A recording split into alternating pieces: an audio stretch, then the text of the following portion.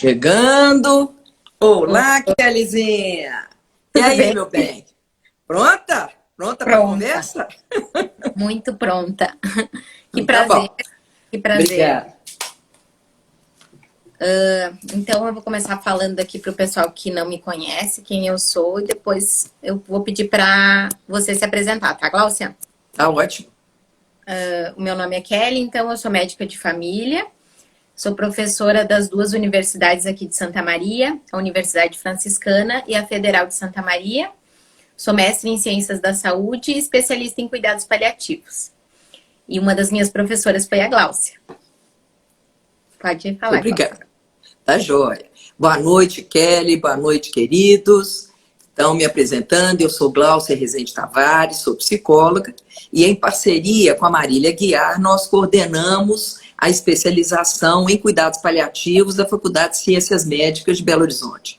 E com muita alegria tivemos, então, Kelly como aluna, e é um curso que tem uma especificidade e uma marca muito diferente, né, Kelly? Porque é um curso dentro da Faculdade de Medicina, coordenado por duas psicólogas, com essa visão interprofissional, né? E entendendo realmente que é impossível pensar em cuidados paliativos enfatizando apenas um campo disciplinar, né? Então, a necessidade realmente de um trabalho de integração e com muita alegria tivemos aí você conosco, né? Então, muito bom, né? Foi um prazer imenso e, assim, especialmente eu lembro de ter ficado bastante admirada de ter duas professoras psicólogas, né? Mas foi uma experiência maravilhosa e abriu os meus horizontes, né? De enxergar muito além ali da medicina, porque até então só tinha tido professores médicos, né? E ter essa outra visão foi muito, muito bom para minha formação. Que coisa Então, boa. E é muito bom alargar horizontes em Belo Horizonte, né? Naturalmente, a gente ainda tem não só alargado como belo, né? E muito bom, né? Muito bem. É verdade. Saudade desse sotaque aí, lindo. Hoje a proposta é falar, então, sobre o luto dos profissionais de saúde, né? Então, a gente sabe que muitas vezes nós não nos permitimos o luto e também a sociedade em si não permite o luto do profissional de saúde. O profissional, ele se relaciona com o paciente, ele cria um afeto por aquele paciente e aí quando ele perde aquele paciente, ele não pode sofrer por aquilo porque não lhe é permitido, né? Eu gostaria que você comentasse sobre isso, Gláucia. Eu vejo que essa é uma mudança paradigmática que a gente fez muita questão de trabalhar no curso, né? Chamamos, então, de uma visão realmente de uma ciência novo paradigmática, que um dos pilares é exatamente entender que não existe uma objetividade sem subjetividade, mas que existe sim esse encontro intersubjetivo. E que, quando qualquer profissional se dispõe a atender, isso forma um vínculo, esse atendimento, ele estabelece essa relação com as pessoas, não só com a pessoa acometida da doença, no caso específico dos cuidados paliativos, né, de doenças que ameacem a vida, mas que não quer dizer necessariamente que isso seja beira da morte.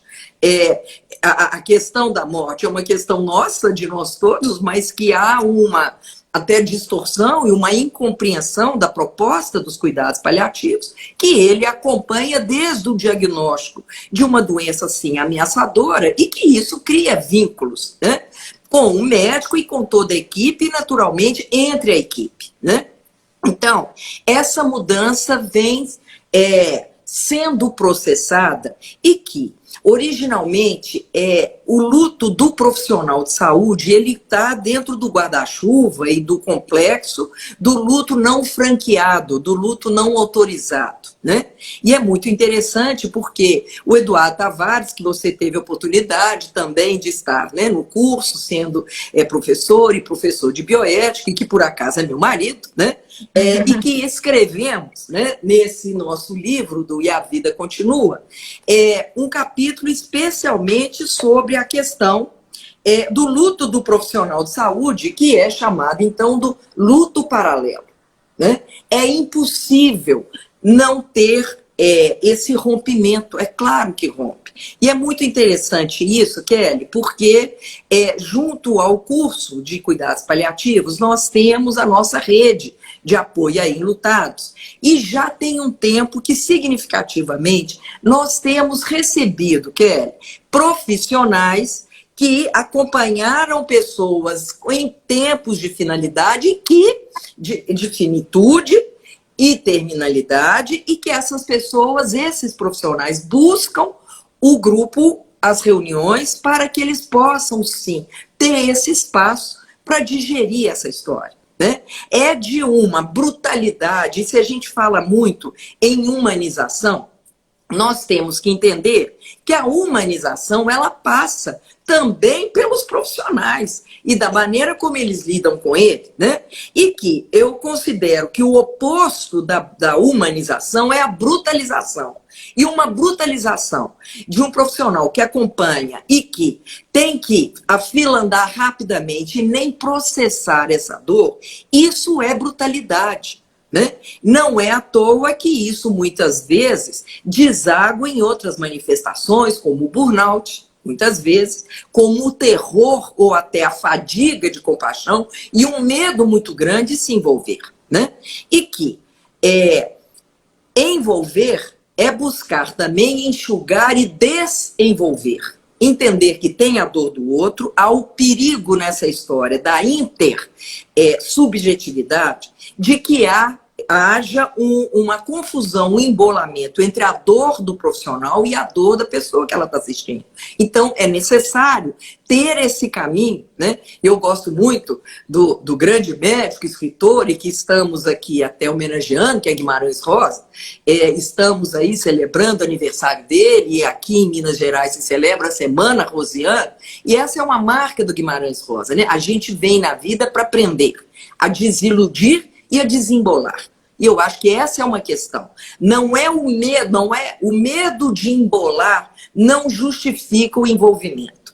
Que a gente desenvolva, pare os excessos, mas entende que se a dor do outro não nos toca, é melhor a gente ir plantar couve, buscar outras coisas, né? Porque nós nos ligamos, sim, com esse caminho de sensibilidade, né? Exato. Essa questão, assim, o profissional ali não tem aquele tempo e nem espaço para esse sofrimento, ele tem que tocar serviço, né? Tem que atender outros pacientes, tem que, né? Ele não tem nenhum espaço para discussão, para conversar, e às vezes se fala, ele é fraco, ele é frágil demais para os outros, né? E eu gostaria que só que você explicasse sobre a fadiga de compaixão, que pode ser que alguém não saiba o que significa. E que é muito interessante avaliar que em qualquer interação, né, Kelly, ela é mediada por moderação.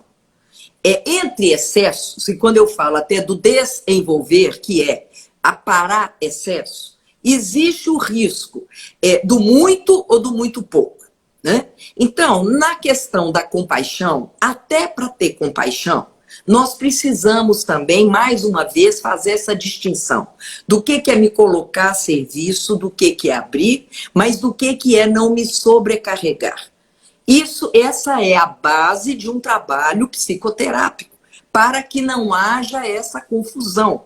Né? E que muitas vezes o conceito de fadiga de compaixão é exatamente essa questão em que os dramas que os profissionais de saúde acompanham vão ali e ele não vai digerindo e metabolizando e tendo espaços para descomprimir, e isso então vai virando uma sobrecarga e chega num determinado ponto que, né, satura. Né? Então, é muito interessante, né? E entre as parcerias que Marília e eu viemos, né, não só na coordenação do curso de pós-graduação em cuidados paliativos, mas também nasceu aqui a nossa parceria se efetivando da psicoeducação em saúde, que é um dos trabalhos, é exatamente trabalhar com a equipe para essa descompressão e ir além do medo do envolvimento e transformar isso realmente, essa condição, numa sensibilidade, num encontro empático, amoroso, que não representa, então, essa questão que a gente está dizendo da fadiga, né? Que haja esse caminho para poder aprender, né, a estabelecer o que é uma maneira de aproximar sem invadir, mas também de afastar sem abandonar. Então, é nesse intervalo que a gente evita, e é um trabalho, né, que promove a saúde relacional e previne a fadiga de compaixão ou o burnout, né, que é exatamente esse desgaste e essa sensação que a bateria está descarregando, né, e que isso gera uma impessoalidade e passar a lidar com as pessoas como coisas, né? Agora, isso é apenas o reflexo, porque eu só posso tratar alguém como coisa de uma forma indiferente quando eu também já passei por cima de mim, quando eu também já não me reconheço, que tem meus limites, né? Temos vulnerabilidades, podemos pedir ajuda, né? A outra questão do sofrimento até, diante do profissional e os seus limites, e de alguma forma a pandemia fala disso, de um sofrimento moral da pessoa e do profissional que é equipado e que tem conhecimentos e tem meios para poder prestar assistência e que não existem aí equipamentos práticos, né? Instrumentos que ele não é da capacidade, da competência, mas de condições que o serviço não oferece para que ele possa realmente oferecer o seu serviço. Então, isso é muito duro, né? E poder trabalhar também essa condição é algo muito importante. Eu tento refletir e não perpetuar aquele sentimento de onipotência, que principalmente que eu vejo junto à classe médica, né? Que é a que eu estou inserida e que eu estou nas duas faculdades de medicina da minha cidade. Eu tento, assim, não perpetuar esse pensamento junto aos meus alunos, tento refletir sobre isso, até para que eles entendam que o médico erra, né, que o médico é humano, que o médico sofre e pode sofrer, é normal. E o que você entende, Gláucia, que esse sentimento normal, que principalmente o estudante de medicina tem em relação à onipotência? O que isso reflete?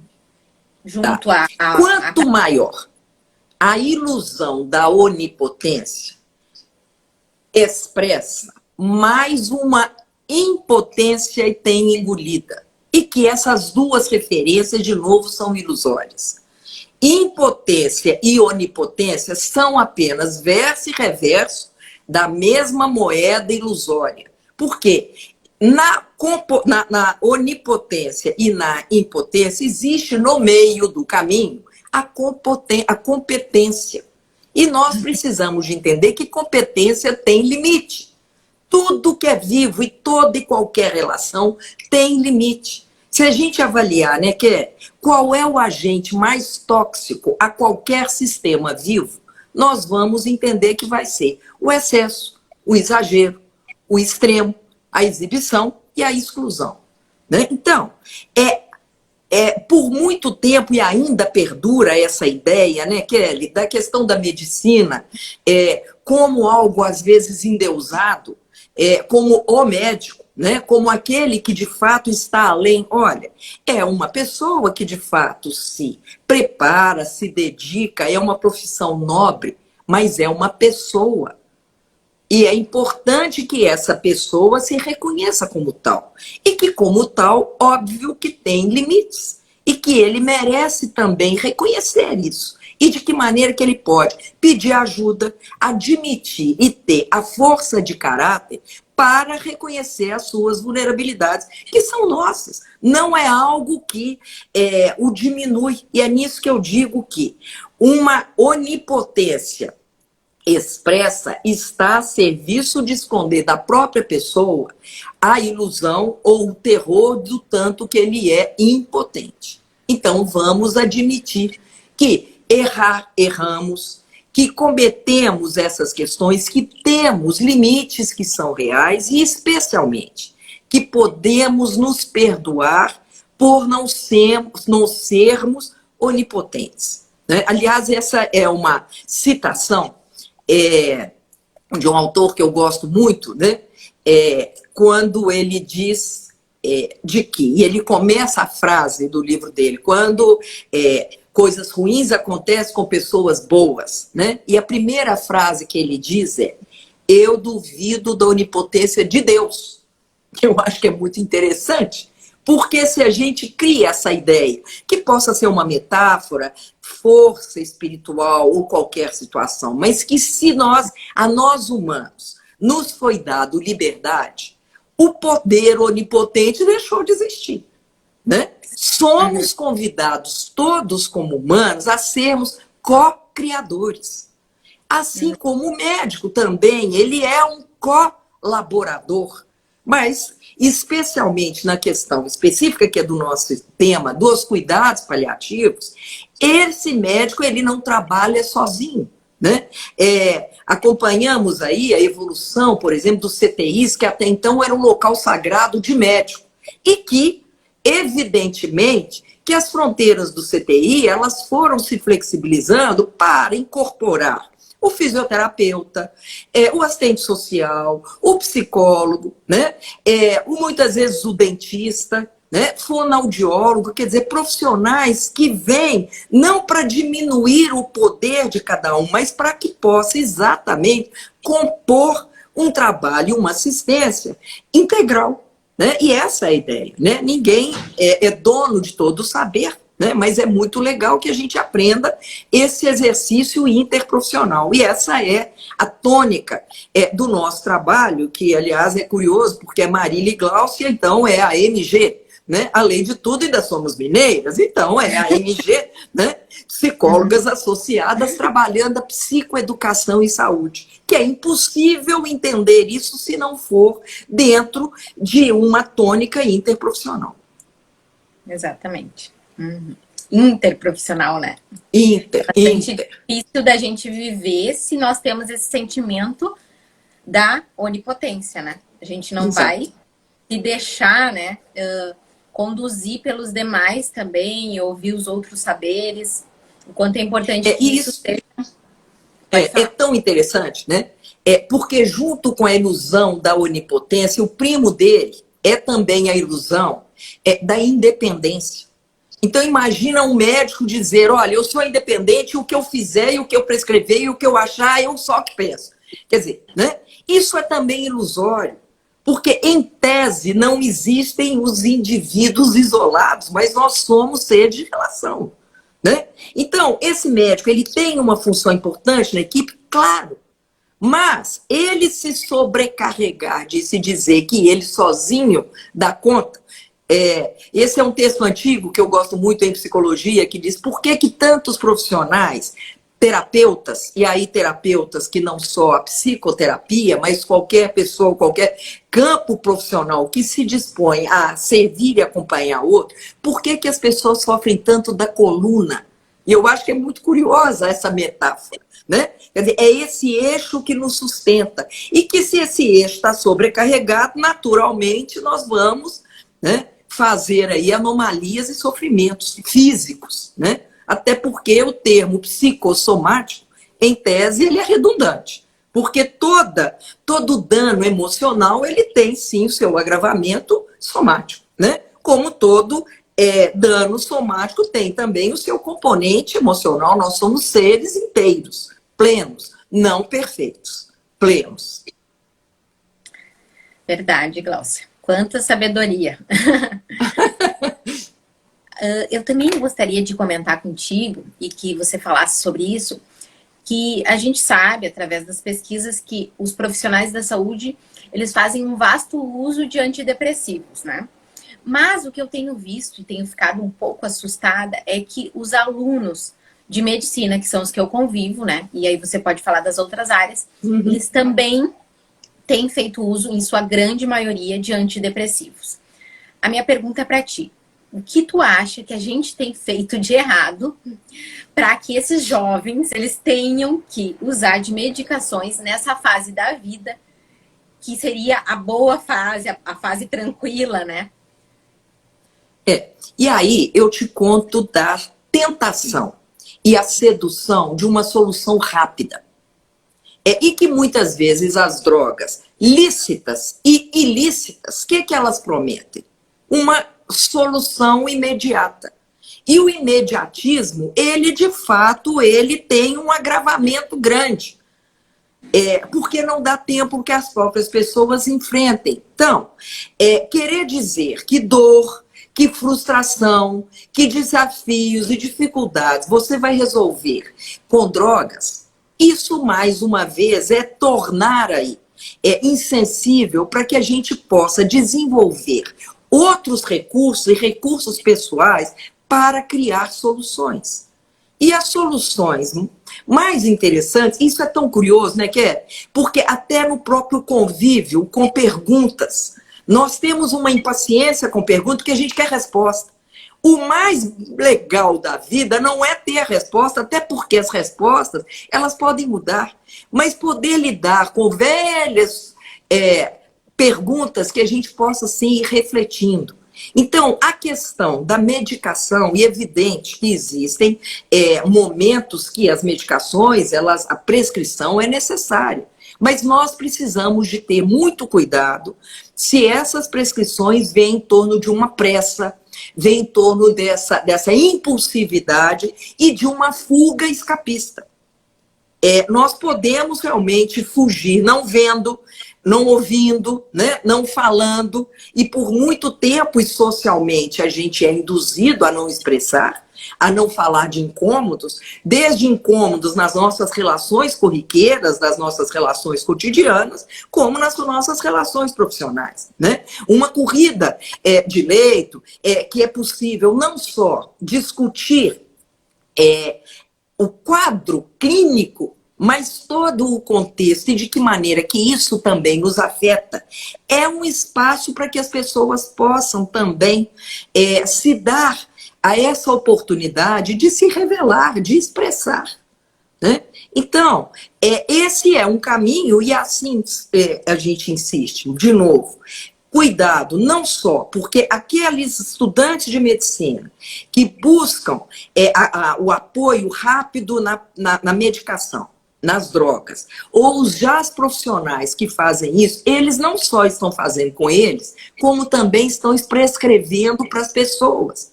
E eles estão, então, criando isso. Aí seriam iatrogenias, que fazem com ele e com o outro. E que, aliás, essa é uma regrinha básica. Eu só posso, de fato, cuidar bem do outro se eu sou capaz também de cuidar bem de mim. Né? Então, não é um sentido do egoísmo, né? E eu acho que é muito interessante se a gente busca até o mandamento, né? Amai aos outros como a si mesmo. O como a si mesmo é uma prerrogativa, é no sentido de cuidar, é no sentido de acolher, sim, as nossas condições humanas por inteiro, né? E que se respeitar até nos erros que a gente comete.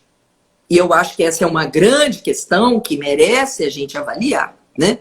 Costumo muitas vezes dizer que a autoestima, ela não funciona como U, mas como L.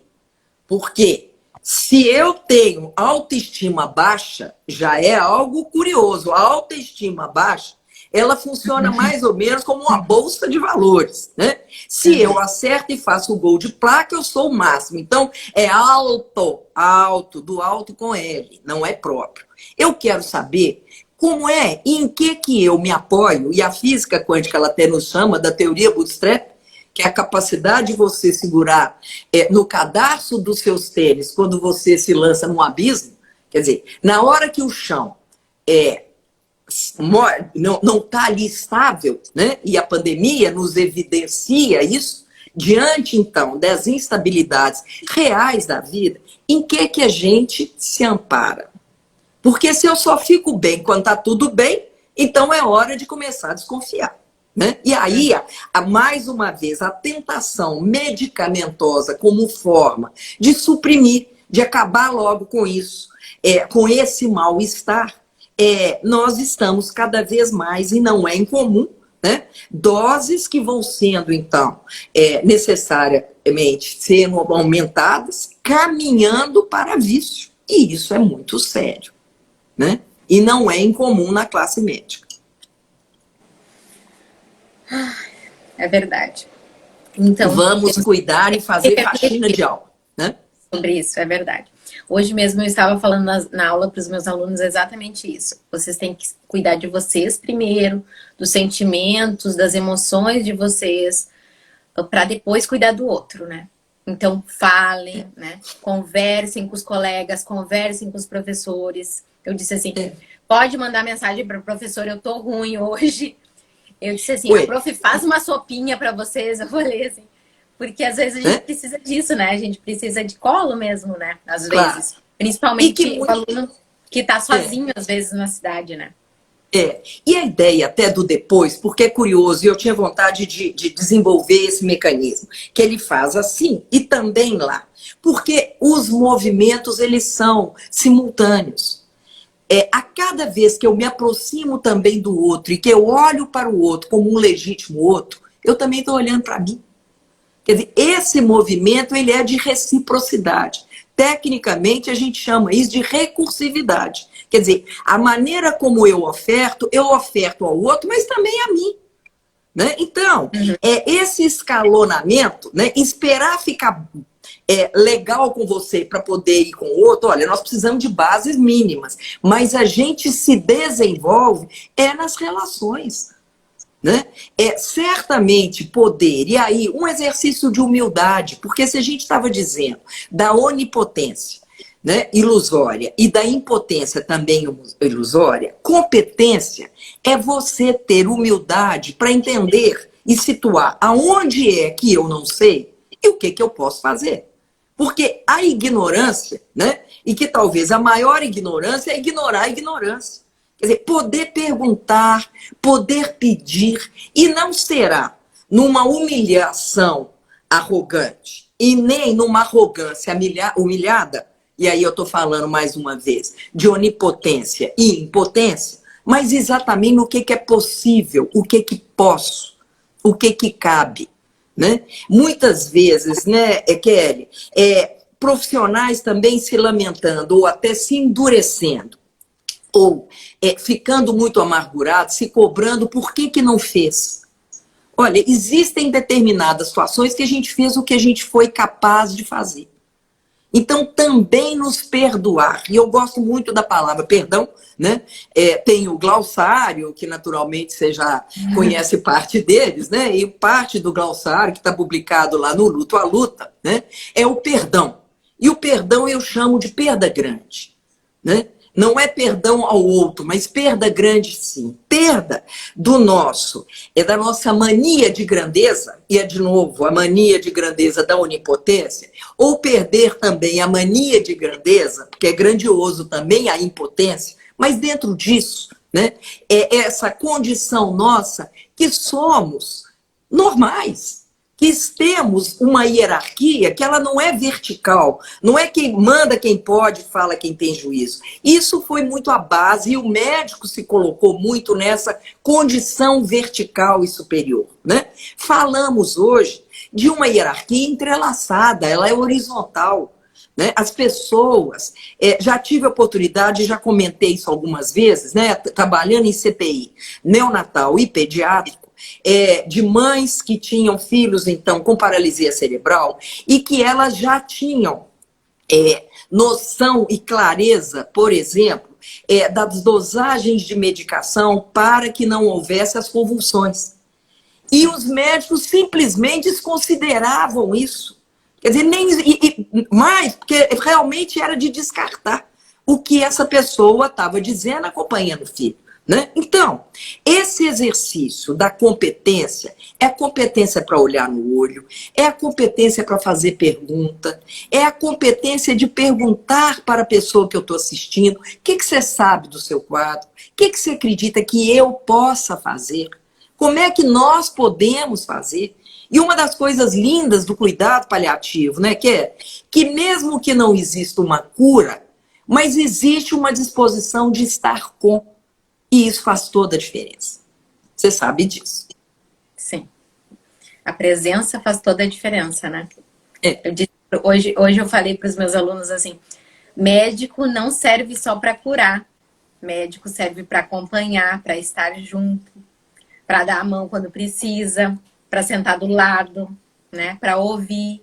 Isso. Também Né? serve E isso. por muito tempo, né, trabalhando com os médicos, e a ideia, vai lá para os psicólogos, elas vão lá conversar, né? E tem nada para fazer, vai lá conversar com os psicólogos. E às vezes é isso, né, que é o olhar, é estar ao lado. Às vezes não é nem para conversar. Muitas vezes, o momento que a pessoa está vivendo, e até, às vezes, até com dor, não é hora, não tem nem energia para falar. Mas ela expressa, ela comunica. É impossível não comunicar. É impossível. E mesmo um médico que passa a visita rápido e vai embora o mais rápido possível, quanto pior é o quadro que o ameaça, ele também comunicando. E é interessante isso, né? Com o terror que, especialmente, os profissionais de saúde, enfatizando os médicos, têm de judicialização, o leigo, ele não tem nem conhecimento técnico para mover aí processos contra o aspecto técnico, mas ele move sim. E ele judicializa a indiferença, esse abandono, né? Porque isso é terrível, né? E um profissional que abandona dessa maneira e se envolve o menos possível, no mínimo é hora de perguntar como é que você se sente. Depois que você termina aqui essa passagem, essa visita, né, qual que é a sua sensação? Como que você identifica? O que você está entregando a essa pessoa e o que você está levando desse encontro? Porque é um processo de um aprendizado recíproco. Se eu não aprendo na relação, eu estou perdendo tempo. É verdade. Quando a gente, normalmente o médico ele foge das situações de terminalidade, né? Porque ele não vê que tem função ali. Parece que se não existe a função curativa, não existe mais função para o médico, né? Existe função para o psicólogo, para as outras profissões, mas para o médico ele entende muitas vezes que não existe função para ele. Ao se deparar com a morte, ele se depara com a própria finitude, que muitas vezes ele nem pensou sobre isso, né? E aí, aquele medo, aquela angústia, todos os sentimentos que vêm, muitas vezes foge disso. Então, ele não vai ter nem contato com o paciente, que ele não tem mais nada para fazer, né?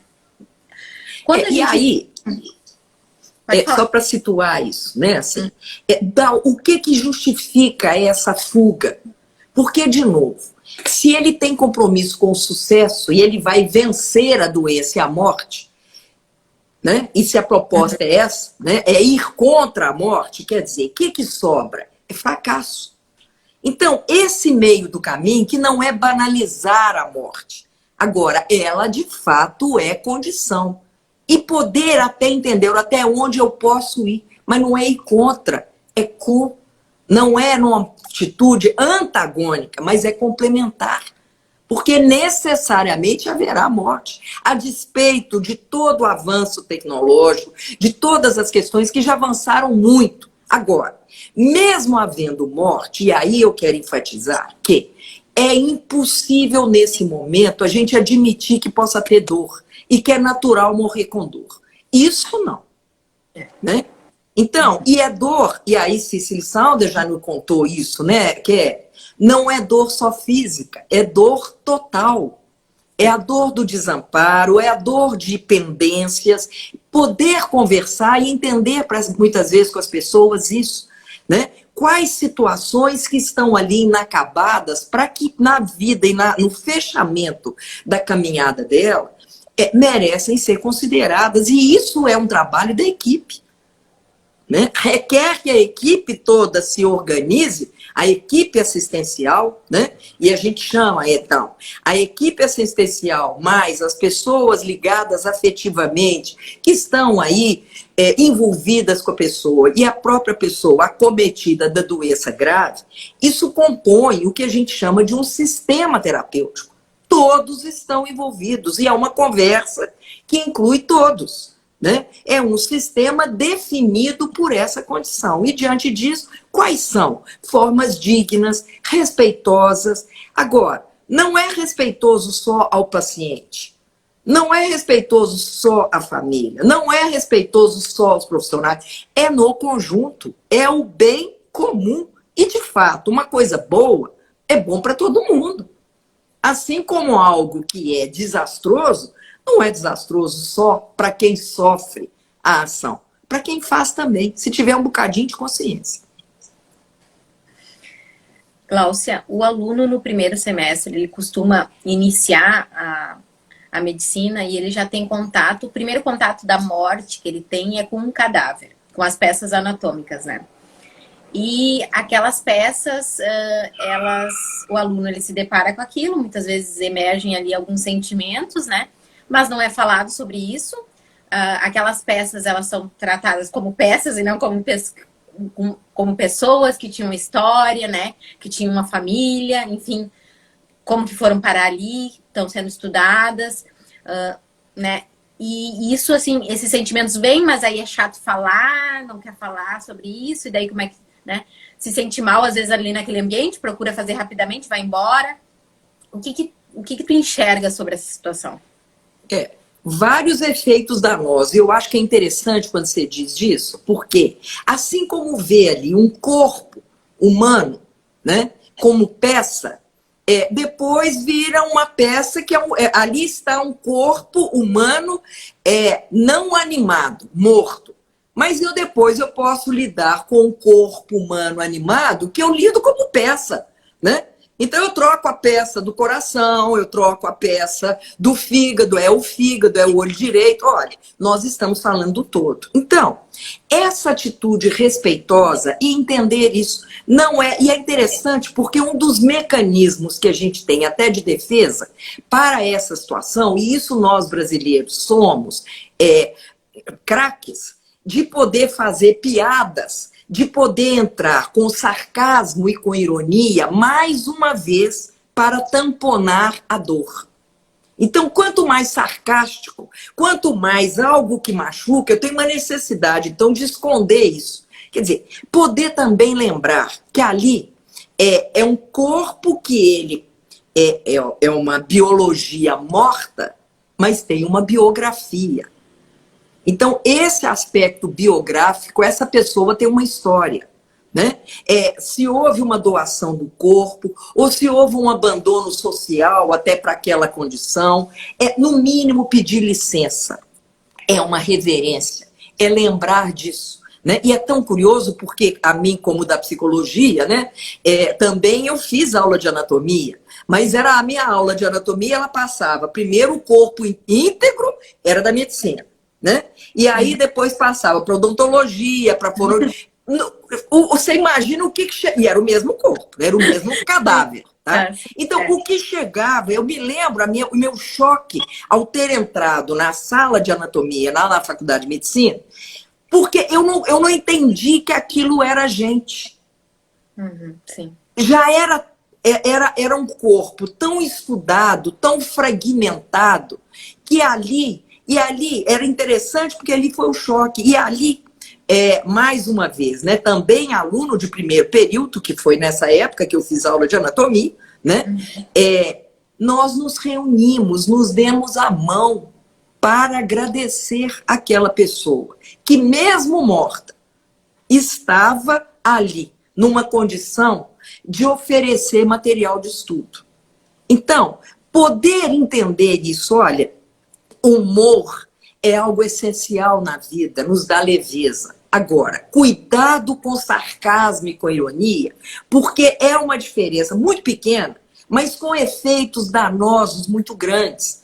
Então, alguém que começa realmente, desde o primeiro período, na anatomia, entendendo que ali é um objeto, vai desenvolvendo essa cultura do objeto e lidando com as pessoas como coisa. E vai se tratando como coisa, como eu estou dizendo.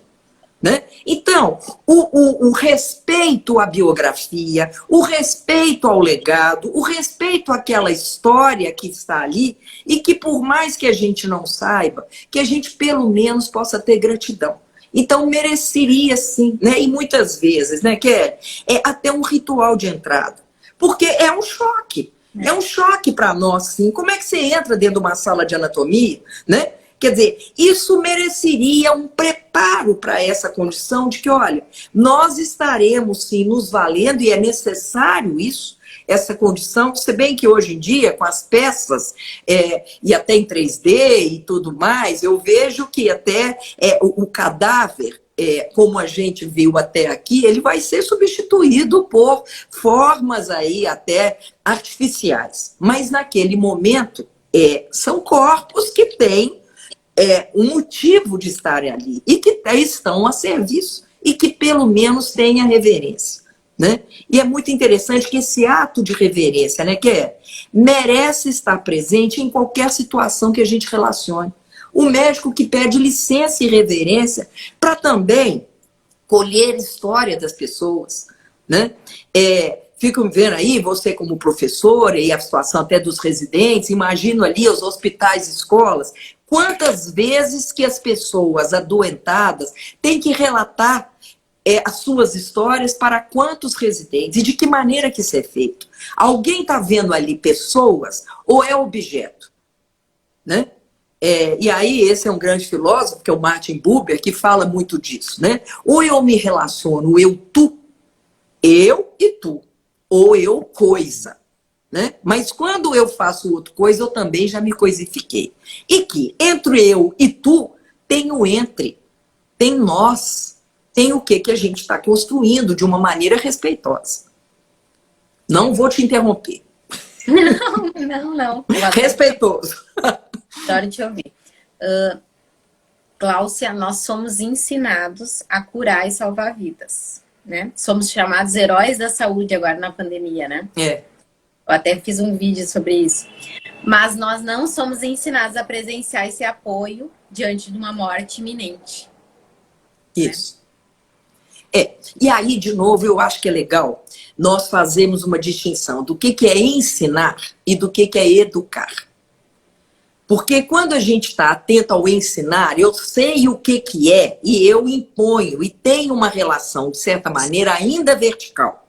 Eu sei e você tem que submeter aquilo que eu ensino. É uma sina. Agora, quando a gente amplia o conceito para a psicoeducação, nós estamos falando, sim, que existem questões técnicas, mas existe um aprimoramento dos nossos recursos pessoais. De que maneira que a gente interage. Né? Então, diante desta condição, né, estabelecendo esse caminho de sensibilidade. E essa é uma palavra, né, Kelly, que por muito tempo sensibilidade foi reconhecido como fraqueza, como fricote, como coisa menos. Olha, sensibilidade é a gente poder graduar as nossas formas de poder relacionar. Né? Então, esta educação, ela começa na própria relação do professor com o aluno. Que o professor também pergunta, né? E aí é mais uma vez Guimarães Rosa que nos diz, olha, mestre é aquele que de repente aprende. Porque a condição de aprendizagem, ela é contínua. Quantas coisas que certamente a docência, né, nos enche os olhos e é legal, porque é um estímulo para a gente estar continuamente aprendendo. Né? E ainda com uma questão que você ainda não está vivendo tanto como eu já vivo. Né? Porque a cada ano, a faixa etária dos alunos mantém a mesma, mas nós, docentes, vamos ganhando mais um ano. Né? Então, vai havendo essa distância. Né? E que, ao lado de uma distância cronológica, de que maneira que a gente possa assim, se atualizar, relacionar, quer dizer, esse é um espaço educador. Porque não é uma via, de novo, de mão única. Não é de uma forma vertical, mas é de uma forma de, olha, me conta das suas questões. Você quer escutar das minhas questões também? Né? Como é que que a gente pode aqui compor e buscar soluções para esses inúmeros aspectos e desafios que a gente tem? Agora você falando, me lembrei de uma situação assim, sobre educador, né? Que pela primeira vez, quando eu não soube alguma questão de um aluno, eu senti muito de falar que eu não sabia, porque em toda a minha formação eu nunca ouvi um professor meu falar que não sabia algo. Ele falava, vai pesquisar, tipo alguma coisa assim, entendeu? Ah, Ana, isso aí tu tem que pesquisar, isso aí tu já devia saber. E a gente não perguntava mais, porque aí toda vez Pronto. que a gente A perguntava, a gente tinha que resposta era perguntar. essa. E aí, quando eu falei a primeira vez, eu não sei, aquilo me doeu fundo, porque eu pensei assim, bom, eu sou péssima, né? E aí depois eu fui trabalhando aquilo em mim, porque óbvio que a gente não sabe tudo, né? Mas é tão Graças a doído Deus. porque a gente nunca, assim, não ter tido aquela experiência e ser a primeira vez que você faz, é bastante difícil, assim, né? Então Agora, essa relação realmente essa começa é a condição, né? É essencial de uma relação. E, de novo, isso é uma mudança paradigmática. Porque até então, e especialmente século XX, o valor era saber. Eu tenho que saber. Né? Eu sou paga para saber. Né? Agora, o grande barato do século XXI é exatamente você identificar que você não sabe tudo. Volta de novo na história que não é da onipotência e da impotência. Olha, somos aprendizes e a gente pode aprender junto. Também já fui professora. Pior do que isso, eu era mentirosa, porque eu respondia, menina. Perguntava, eu tinha a resposta. Depois eu ia conferir, via a bobagem que eu tinha feito, e aí eu retornava e dizia, olha, eu acho que você não entendeu bem. Deixa eu te explicar, né? Porque agora, hoje, e é muito interessante que com os pés da idade, a gente pode poder assumir essa humildade de dizer isso eu não sei. Né? Mas nós podemos saber. Agora, por mais que eu saiba a etiologia daquela pessoa que eu estou atendendo, eu não sei. Eu vou aprender daquela pessoa e aprender e compreender à medida que a gente relacionar. Né? Exato. Então, essa posição do saber, ela por muito tempo alimentou de novo isso. Eu que sei, a cátedra, eu estou acima. Né? Não. Né? Hoje, as novas pedagogias, a sala invertida, as várias técnicas, onde sim, o professor está ali e pode ir construindo esse conhecimento junto com os alunos e também com as pessoas que eles prestam assistência. Né? Essa é uma máxima que Elizabeth Kubler-Ross tanto desenvolveu. Os pacientes são os mestres. Pergunte a eles onde eles estão, o que eles querem saber, quais formas, até para saber prescrever. Né? Entre uma medicação que possa, até para dosar, para saber realmente a dosagem, algumas pessoas gostam mais de medicações ou estão mais abertas para uma medicação mais intensa, outras preferem fazer um racionamento e de que maneira que isso é possível, né? Quais composições, né? Não tá, é uma construção, né? É uma e eu gosto muito das palavras que venham associadas a esse prefixo. A colaboração, né? É um labor colaborativo, né? É a cooperação, é a co-construção, né? Que vão fazendo essas relações terem participação, né? E até a função da pessoa assistida, ela não é só paciente no sentido de ser passivo. Até porque passivo é aquele que sofre a ação. Não é para sofrer, mas é para participar, ela é co-partícipe. E interessa a vida dela, né? Até os prontuários médicos, né, Kelly, também vem mudando, porque até então o paciente não podia ter acesso ao documento que era dele, né? Como psicólogo, eu já cansei de dar laudo que ia lacrado. E as pessoas não poderiam ler aquilo que eu escrevi dela. Quer dizer, isso é uma das formas mais desrespeitosas. Aliás, eu aprendi com a minha neta, que aos 4 anos de idade me disse, vó, amigo não fala de, amigo fala com. E eu acho que merece, né, reconhecer relações empáticas, respeitosas, amistosas, que a gente fala com, não é de. Né? O que numa corrida de leito, na discussão de um caso, a gente discute que a pessoa portadora da doença ela não pode saber? Por quê? Em nome do quê? Como é que é isso? Né? De fato, isso é proteção ou é tortura? De quem? Sim. Né? Portanto, o caminho de processos reflexivos, eles caminham por aí, vamos refletir juntos. Nós tivemos oportunidade no CTI, um dos CTIs que eu trabalhei, de que os pais participaram das discussões clínicas dos filhos. E como que isso, mesmo que isso representasse depois até uma inviabilidade de cura, mas houve uma compreensão. Quem disse que a gente não pode participar das discussões clínicas? Por que não? É algo que a gente tem que pensar mais mesmo. E trazer os familiares em situações como essa para discussão junto, né? Escolha compartilhada, responsabilidade compartilhada, né? Isso.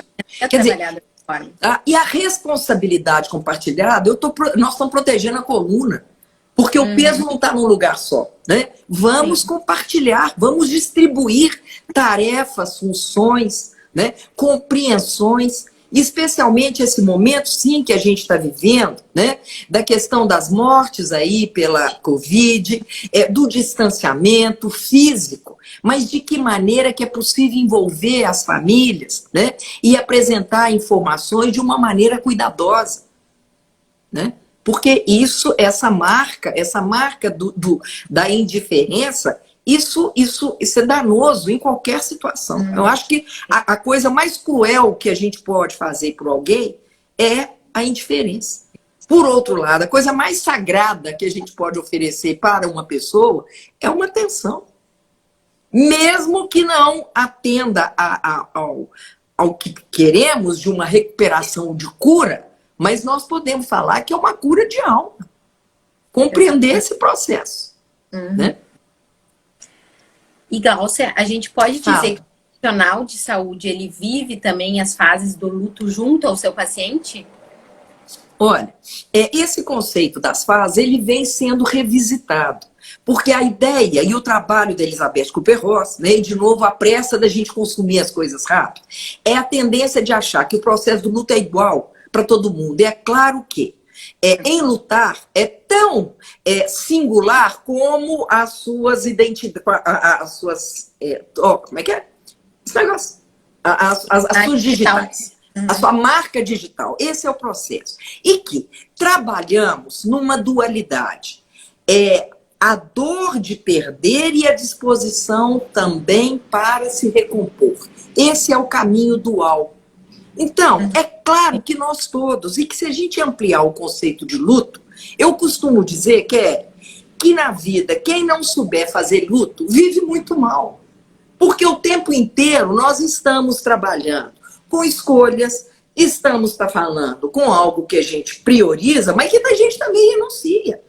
O tempo inteiro a gente está fazendo isso. Então, colocar nessa balança essa capacidade realmente de estabelecer esse processo de escolher e de validar. Agora, ao escolher, aquilo não é tudo, é o todo. E o todo é diferente de tudo. O todo sempre será maior do que a soma das partes, porque ele tem um espírito do todo. Esse é um outro tema essencial. Entender espiritualidade não necessariamente como algo de uma religião e um credo religioso, mas essa capacidade de conexão, essa capacidade de entender que eu estou com o outro e com os outros, né? Não é um caminho de isolamento, mas é um caminho de conexão e de que maneira que a gente reverencia essas conexões. E o profissional da saúde, ele também pode fazer o luto antecipatório do seu paciente? É um processo, né? E que o conceito de luto antecipatório é um conceito que, de alguma maneira, vai favorecendo entender que existem já mudanças, né? E especialmente na questão dos cuidados paliativos, onde a gente fala muito, né? Que a ênfase é o cuidar. Essa é a questão. Cuidar a partir de situações que já apresentaram mudanças. Muitas vezes de uma disposição física, muitas vezes mudanças financeiras, mudanças relacionais. Agora, de que maneira que essas mudanças vão sendo assimiladas? Na prática, ela prepara para um desfecho, mas ela é também assimilação do que já está acontecendo, né? E que todas as pessoas, e por isso a gente diz do sistema terapêutico, todos estão ali afetados e mobilizados e tem ressonância em cada um que está ali sim ligado, né? Então, de que maneira que essa situação realmente impacta, né? Que pode ser esse impacto que ele é avassalador, mas que pode, e é interessante isso, né? Porque mesmo nesse processo tem beleza. É incrível ir localizando que nas situações tristes, desafiadoras, ela tem beleza porque tem sensibilidade. Vai havendo essa moderação e esse ajuste, essa forma de reunir o que é essencial e aquilo que é supérfluo. Isso é um luto.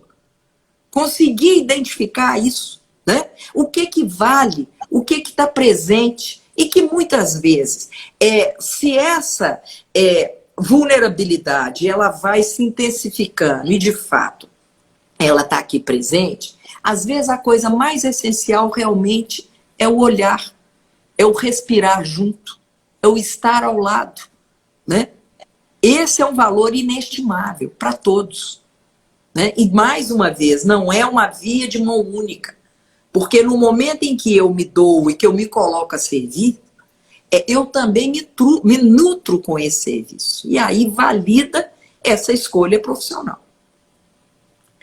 Nós podemos considerar uma tentativa de barganha, muitas vezes utilizar de todas as alternativas terapêuticas, testes, para pacientes que a gente vê que não tem perspectiva de cura? Pois é. E aí eu faço uma distinção, Kelly, do que é barganha, nesse sentido, entrar até nesse movimento frenético, e eu faço isso, eu faço aquilo e vou para situações absolutamente, né, que tendem a caminhar para excessos, né, para o que é negociar. Eu acho que esse é um elemento importantíssimo para a gente avaliar o que são negociações. O que cabe, o que pode, o que quer, né? Negociar comigo, com o outro, né?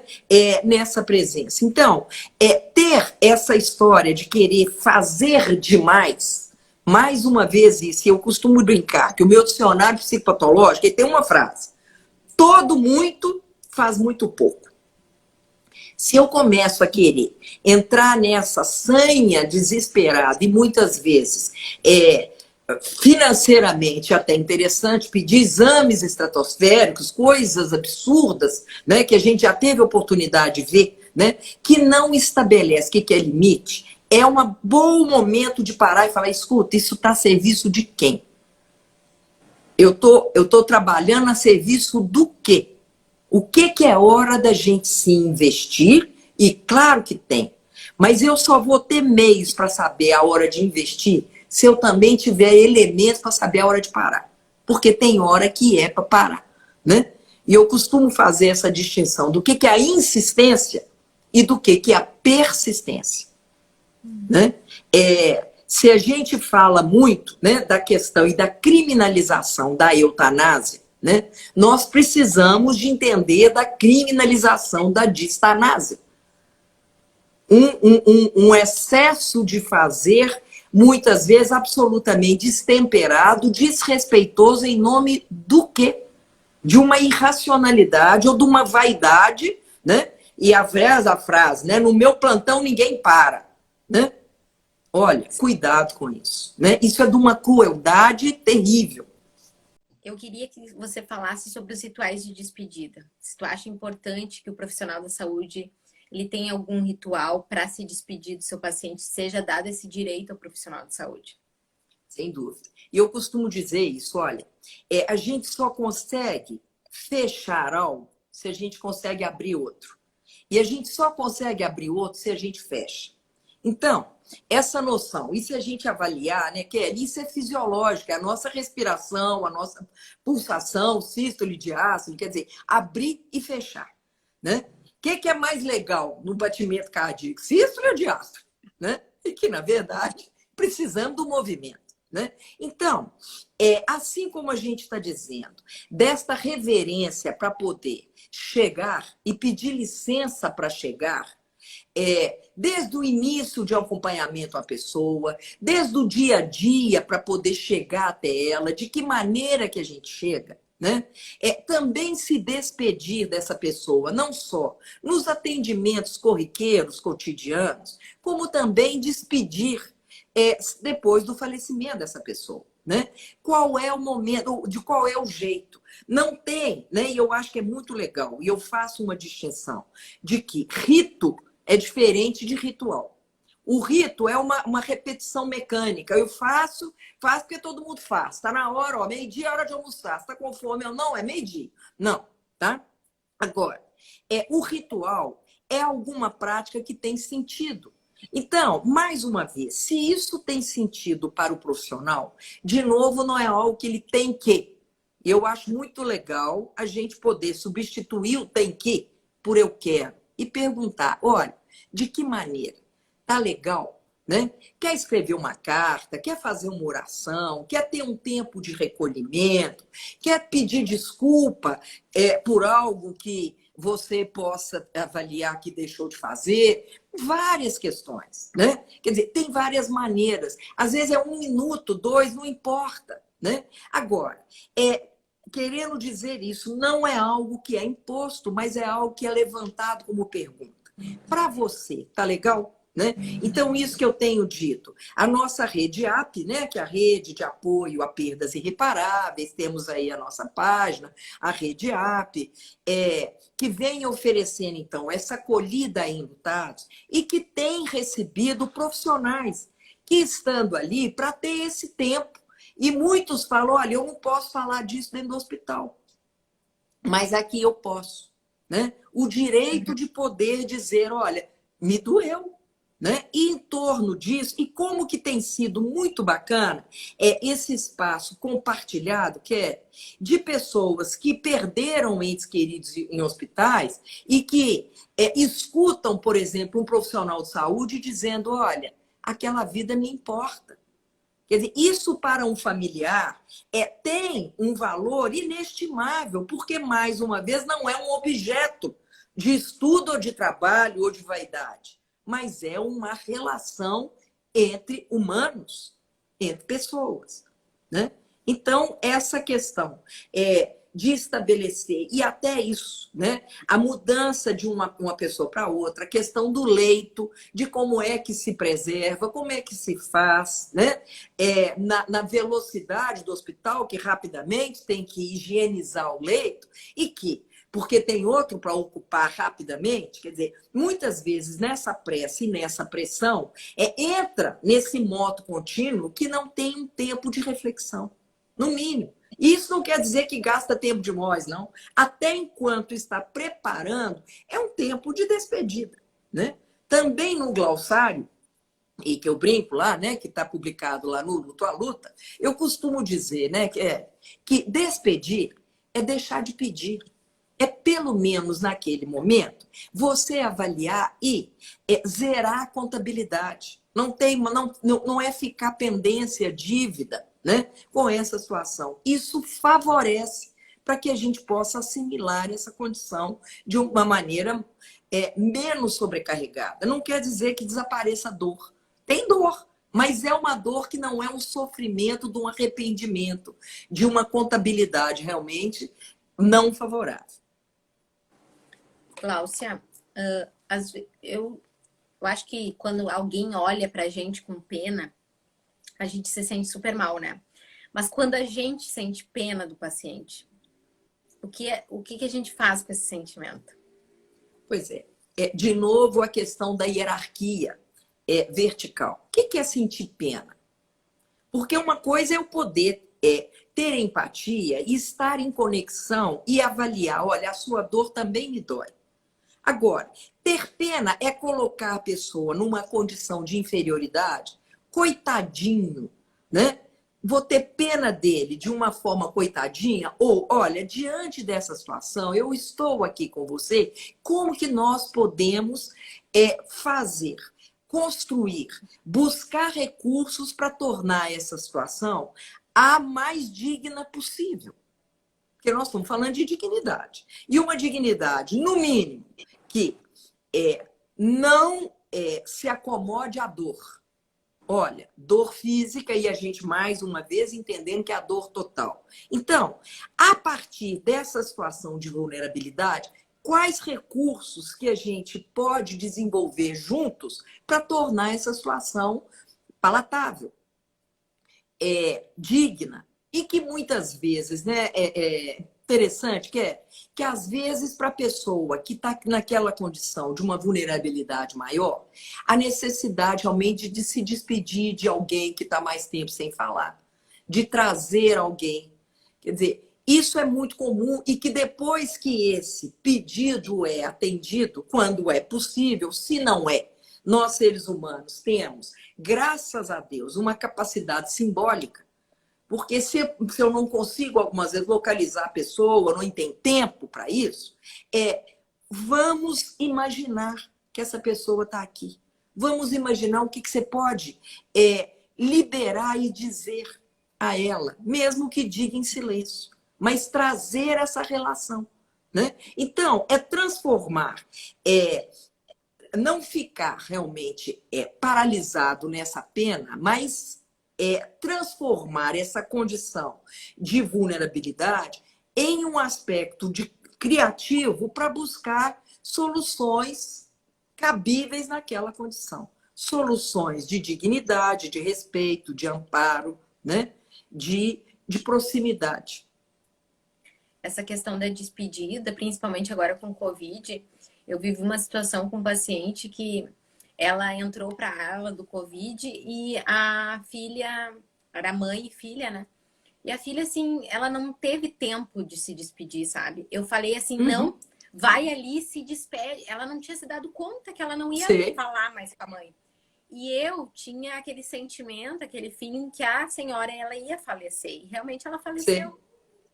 E a filha não ia se despedir. E eu peguei na mão da filha e falei, se despede dela, porque tu não sabe quanto tempo tu vai levar para falar com ela novamente, né? Porque lá não é permitido que entre e nem telefone entra, sabe? Então, assim, e aí a filha se deu conta e foi lá e deu um abraço na mãe e tal. Mas ela não ia se despedir, ela não ia ter esse direito, sabe? Então... e aí a tal história, né? Mais uma vez, mesmo que essas despedidas materializadas não ocorram, porque muitas delas não vão ocorrer, de que forma que a gente pode também valer de meios criativos para isso? Então, é muito interessante, né? Eu fiz uma live semana passada com o Tom Almeida, que é uma pessoa que vem trabalhando muito esse aspecto dos rituais. Eu até escrevi um texto, tá lá na minha página, no glauciatavares.psico, logo no início da pandemia, que era o ritual virtual. Tá? De que maneira que podemos trazer essa presença e essa forma de despedida. Então, tem havido encontros e até situações muito bacanas, e é o bonito nisso, com muita sensibilidade. As pessoas que se reúnem, que possam prestar homenagem, né? Então, está na hora da gente ser criativo e não ficar preso a rótulo de dizer isso então vai ser um horror, não tem jeito. Se não é desse jeito, é jeito nenhum. Claro que não. Não é desse jeito que é possível. Né? E essa é a base dos cuidados paliativos. Se não é cura, como que a gente pode ter, sim, um processo de acompanhamento digno? Né? E mesmo uma despedida que não possa ter de uma maneira materializada, de que maneira que a gente possa reverenciar essa memória, reverenciar esse legado, né? Estabelecer até isso pedidos e conversas e dependências e coisas, porque não existem relações perfeitas, né? É claro que as situações elas acontecem e isso é o real da vida. Né? Dizer que uma relação não tem nada de problema nenhum, isso também é ilusório. Agora, não é ficar martirizando e remoendo pelo passado. Né? Nós somos, infelizmente, filhotes de perfeição. Eu costumo dizer, perfeito é o que está feito. Porque o que está vivo está para ser feito. Né? Está para ser construído, está para ser é trabalhado de uma maneira sensível, de uma maneira acolhedora. Então, não está na hora de ficar na pena, não está na hora de ir na vitimização, mas convidar as pessoas para que sejam copartícipes e perguntar de que maneira que eu posso, o que eu sei que é, o que eu sei acredita. E é incrível isso, porque a gente consegue validar saúde quando as pessoas começam a pedir aquilo que cabe naquela condição. É a forma mais saudável. E pode-se morrer saudavelmente. É incrível. Né? Por mais paradoxal que seja, pode-se. Né? Sim, né? Ajustando ao que cabe naquelas condições. O que eu quero, o que eu posso e o que eu devo fazer. Muito obrigada. O que nós podemos. Ô, minha querida, eu agradeço. Obrigada. Foi maravilhoso, maravilhoso, maravilhoso te ouvir. Muito obrigada. Agradeço o encontro. Boa noite. E até mais. Valeu. Até mais.